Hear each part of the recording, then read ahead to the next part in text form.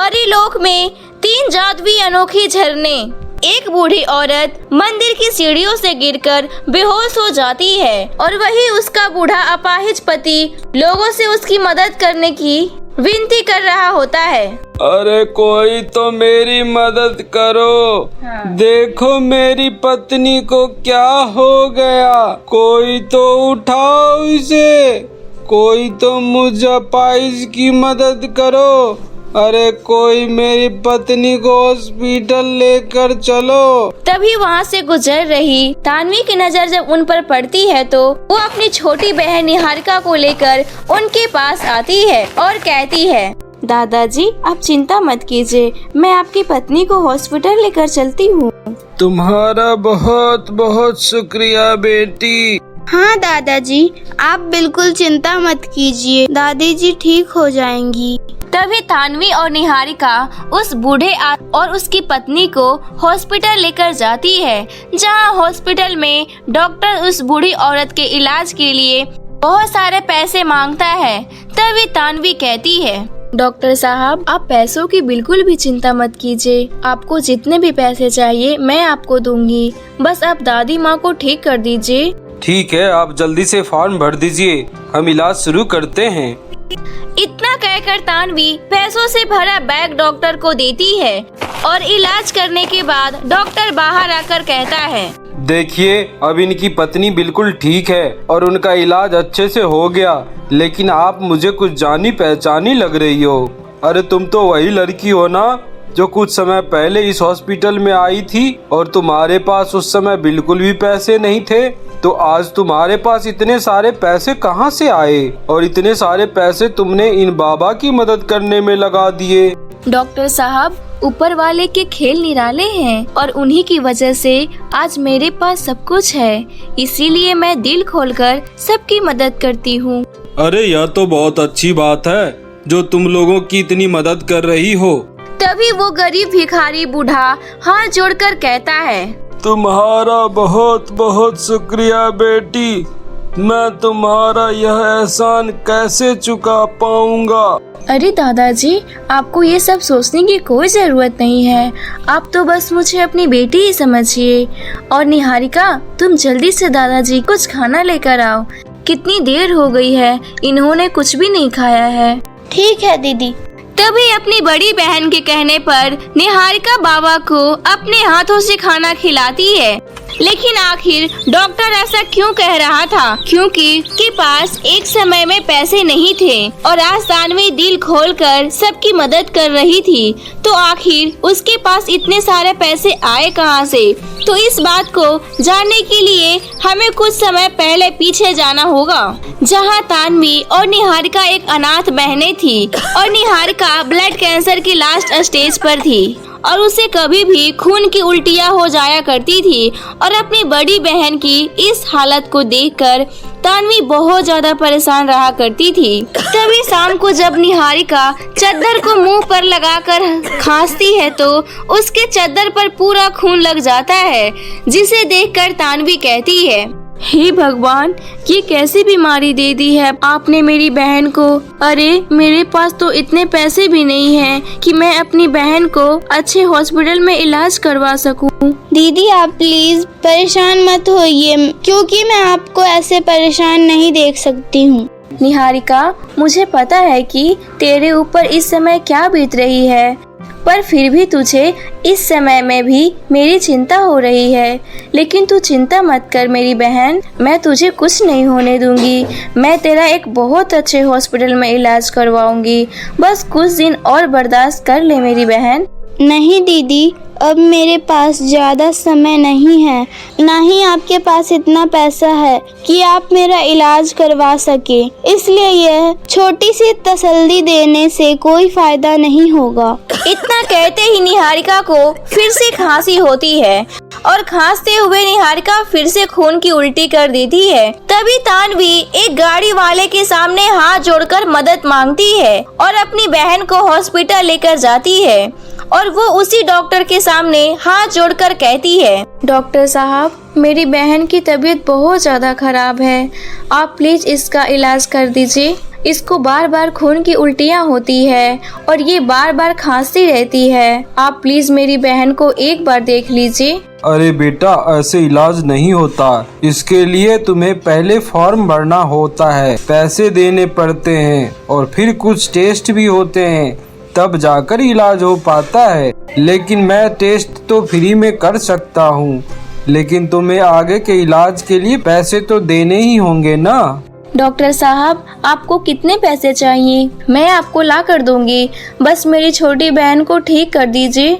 ठीक है, ये टेस्ट करवा लो, टेस्ट के बाद बताता हूँ। तभी वो डॉक्टर निहारिका के सारे टेस्ट कर लेता है और रिपोर्ट आने के बाद वो कहता है, देखो बेटा, तुम्हारी बहन के ठीक होने का बस 2% ही चांस है, लेकिन इसके लिए हमें एक ऑपरेशन करना होगा और उसमें कम से कम 1 लाख रुपए लगेंगे। डॉक्टर अंकल, आपने मेरा फ्री टेस्ट करके और थोड़ी देर के लिए कुछ दवाइयाँ खिलाकर मुझे कुछ देर के लिए जो आराम मिला है, मेरे लिए यही काफी है, क्योंकि मेरी बहन के पास इतने पैसे नहीं हैं कि वो मेरा इलाज करवा सके। इसीलिए दीदी, चलो यहाँ से। तभी तानवी अपनी छोटी बहन की ये बातें सुनकर बहुत ज्यादा दुखी हो जाती है और अपनी बहन को घर छोड़कर मंदिर में जाकर अपनी छोटी बहन के लिए प्रार्थना करती है। हे भगवान, मेरी बहन को ठीक कर दीजिए। मेरी बहन के सिवा इस दुनिया में मेरा है ही कौन, और ना ही मेरे पास इतने पैसे हैं कि मैं अपनी बहन का इलाज करवा सकूं। इसीलिए अब आप ही मुझे कोई रास्ता दिखाइए। तभी स्वर्ग लोक में बैठी रानी परी तानवी की ये हालत देखकर बहुत ज्यादा दुखी हो जाती है। तभी वो एक बूढ़ी औरत का रूप लेकर पृथ्वी लोक पर आती है और तानवी से कहती है, अरे बेटी, तू इतनी ज्यादा परेशान क्यों लग रही है? मुझे बताओ, शायद मैं तुम्हारी कुछ मदद कर सकूं। उस बूढ़ी औरत की ये बात सुनकर तानवी उसे अपनी सारी परेशानियां बता देती है, जिसके बाद वो बूढ़ी औरत कहती है, अच्छा तो ये बात है, तू चिंता मत करो बेटी, मेरे पास तुम्हारी छोटी बहन को ठीक करने का एक उपाय है। क्या आप सच कह रही हैं? मुझे बताइए ना, क्या उपाय है जिससे मेरी छोटी बहन ठीक हो सकती है? बेटी, इस मंदिर के पीछे वाली पहाड़ी के पास परी लोक के 3 ऐसे अनोखे जादुई झरने बहते हैं, जिसमें से एक नदी में सोने, दूसरी नदी में से साधारण पानी और तीसरी नदी में से हीरे का पानी बहता है।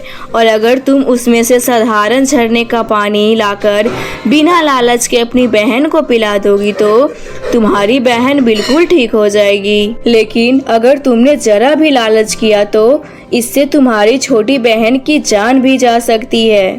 आपका बहुत बहुत शुक्रिया अम्मा, मैं आपकी बात का ध्यान रखूंगी।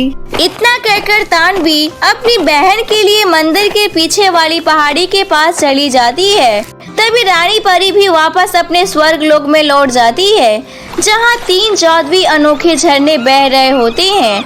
और वहाँ पहुँचते पहुँचते तानवी के पैरों में बहुत सारे कांटे भी चुभ जाते हैं, लेकिन वो फिर भी हार नहीं मानती है और वो उस अनोखे जादुई झरने के पास पहुंचकर कहती है, अरे वाह, ये 3 जादुई झरने तो कितने ज्यादा खूबसूरत लग रहे हैं, और अगर इन झरनों में से मैं सोने और हीरे ले लूं तो मैं अपनी बहन को बहुत अच्छे से इलाज करवा पाऊंगी। हाँ, मुझे इसमें से थोड़ा सा सोना ले लेना चाहिए। तभी तानवी उस झरने में से जैसे ही सोने और हीरे निकालने वाली होती है, उसी समय उसे उस बूढ़ी औरत की बातें याद आ जाती है। तभी वो कहती है, नहीं नहीं, मैं ये क्या करने जा रही थी? अगर मैंने लालच करके ये सोने और हीरे निकाल लिए तो मेरी बहन की जान को खतरा होगा। इसीलिए ही जादुई और सोने हीरे के झरने मुझे माफ करना, लेकिन मुझे साधारण झरने का पानी ही लेना होगा। ऐसा कहते ही वो जादुई सोने और हीरे के झरने उसको अपने पास बुलाते हैं, लेकिन तानवी फिर भी उनकी बातें ना सुनकर साधारण झरने का पानी लेकर वहाँ से जा रही होती है।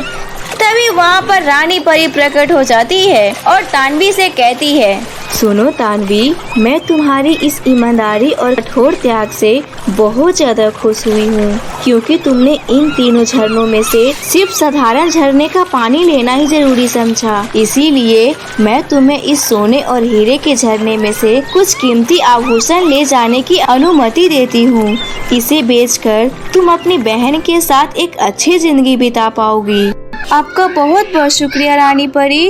और इस तरह तानवी सोने और हीरे की नदी में से खूब सारे सोने और हीरे और साधारण पानी लेकर अपने घर आ जाती है और वो पानी अपनी बहन को पिला देती है, जिसे पीते ही निहारिका बिल्कुल ठीक और स्वस्थ हो जाती है। तभी वो कहती है, अरे दीदी, मैं तो बिल्कुल ठीक हो गई। अब तो मुझे बहुत अच्छा महसूस हो रहा है। दीदी, आपने मुझे ठीक कर दिया। पर दीदी, आपने ये सब किया कैसे? और आपके पास इतना सारा सोना और हीरा कहाँ से आया? अपनी छोटी बहन की ये बात सुनकर तानवी उसे सारी बातें बता देती है, जिसके बाद निहारिका उससे कहती है, दीदी, हमें रानी परी ने यह जादुई रहस्य बताया है, इसलिए हम इसे किसी को भी नहीं बताएंगे। लेकिन हाँ, हम इससे गरीब और लाचार लोगों की मदद जरूर करेंगे। इसलिए सबसे पहले मंदिर जाकर हम वहाँ पर बैठे गरीब लोगों की मदद करेंगे। फिर हम दोनों साथ में बैठकर खाना खाएंगे। तभी तानवी उस हीरे और सोने को सुनार के पास ले जाकर बेच देती है, जिससे उसे बहुत सारे पैसे मिलते हैं और उन पैसों से वो गरीब लोगों को खाना खिलाती है और लोगों को कपड़े भी बांटती है। तभी वहाँ पर एक बुढ़िया सीढ़ी से गिर जाती है और उसका एक अपाहिज पति सबसे विनती कर रहा होता है उसे बचाने के लिए। तभी वहाँ पर तानवी पहुँच जाती है और वो उस बूढ़े आदमी और उसकी पत्नी हॉस्पिटल लेकर जाती है और वहाँ कुछ ही देर में उस बूढ़ी औरत का अच्छे से इलाज हो जाता है। और वहाँ वही डॉक्टर होता है जिसने निहारिका के फ्री में टेस्ट किए थे। तभी तानवी उन लोगों को उनके घर छोड़ती है और उन्हें कुछ पैसे देकर उनसे कहती है, दादाजी, आप लोगों को जब भी पैसों की जरूरत हो तो आप लोग मुझसे कह सकते हैं। अच्छा, तो अब मैं चलती हूँ। इतना कहकर तानवी अपनी बहन को लेकर वहाँ से चली जाती है और अपनी बहन को एक अच्छे से रेस्टोरेंट में खाना खिलाती है। और ऐसे ही उस जादुई सोने और हीरे के झरने की मदद से तानवी हमेशा गरीब और बेसहारा लोगों की मदद करती रहती है और अपनी जिंदगी में आगे बढ़ती रहती है।